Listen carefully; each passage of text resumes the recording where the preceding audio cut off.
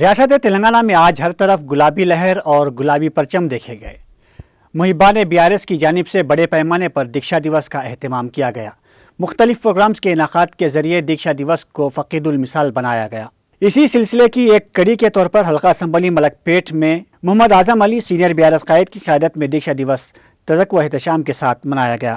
اس موقع پر دلکشا function hall میں خون کا عطیہ کیمپ منعقد کیا گیا، جس میں درجنوں نوجوانوں نے حصہ لیا۔ اس موقع پر اظہار خیال کرتے ہوئے محمد اعظم علی نے کہا کہ تشکیل تلنگانہ میں BRS سربراہ و سابق چیف منسٹر کے چندرشیکھر راؤ کے کردار کو ہرگز فراموش نہیں کیا جا سکتا۔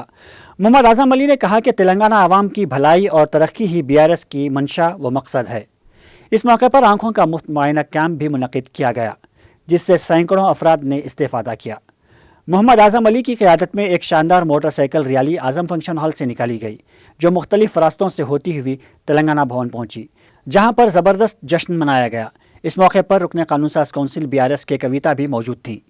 محمد اعظم علی اور BRS قائدین اور کارکنوں نے تلنگانہ بھون میں رقص کیا اور ایک دوسرے کو تلنگانہ دیوس کی مبارکباد پیش کی۔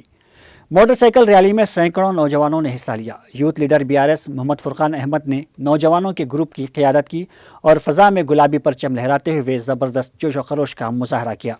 قبل ازیں اعظم فنکشن ہال میں دیکشا دیوس تقریب سے خطاب کرتے ہوئے محمد اعظم علی نے کہا کہ تشکیل تلنگانہ BRS کا کارنامہ ہے۔ انہوں نے کہا کہ تلنگانہ میں عنقریب BRS پارٹی برسر اقتدار آئے گی۔ انہوں نے کہا کہ BRS سربراہ کے چندرشیکھر راؤ تلنگانہ عوام کے قلوب پر حکومت کرتے ہیں۔ یہی وجہ ہے کہ آج کانگریس کے دور حکومت میں عوام BRS کو یاد کر رہے ہیں۔ انہوں نے قائدین اور کارکنوں پر زور دیا کہ وہ BRS کے مزید استحکام کے لیے کوئی کسر باقی نہ رکھیں۔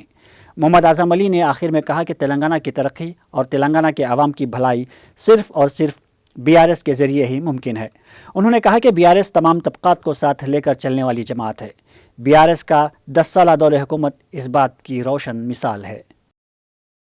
آج 29 نومبر تلنگانہ کی تاریخ کا ایک بہت اہم دن ہے۔ آج کے دن ہی KCR صاحب نے 2009 میں اپنی دیکشا سٹارٹ کی تھی۔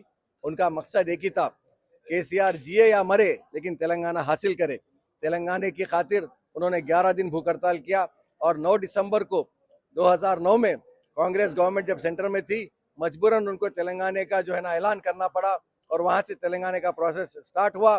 میں میرے تمام لوگوں سے ایک ہی بات کہنا چاہتا ہوں، جہاں تلنگانہ کی فکر کرنے والے ہمارے KCR صاحب ہیں، ہمیں ان کو مضبوط کرنا چاہیے۔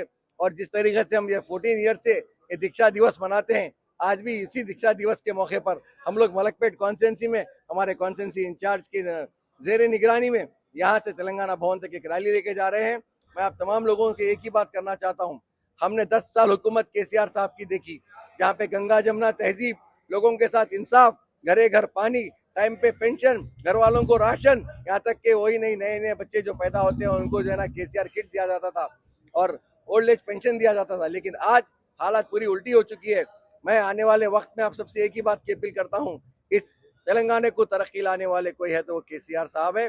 آپ سب آگے بڑھ کر پھر سے 2-4 سال کے بعد جب بھی الیکشن آئیں گے اور لوکل باڈیز کے الیکشن آئیں گے تو اس میں پوری مدد BRS کو دیجیے اور ایک نیا تلنگانہ ہم پھر سے پیدا کریں گے۔